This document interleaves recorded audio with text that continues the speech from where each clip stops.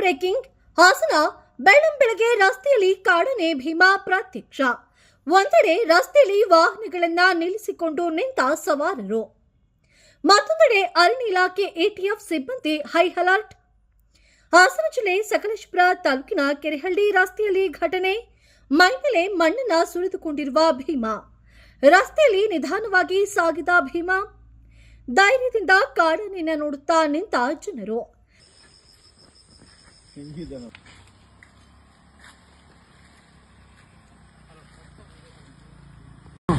Road ಮಾಮೂಲಿ road ಬಿಡ ಕೂಗಿ ಕೂಗಿ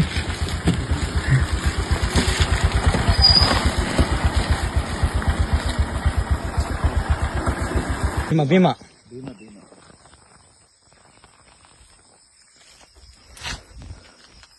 ಅಯ್ಯೋ ಒಂದೇ ಒಂದಲ್ಲ.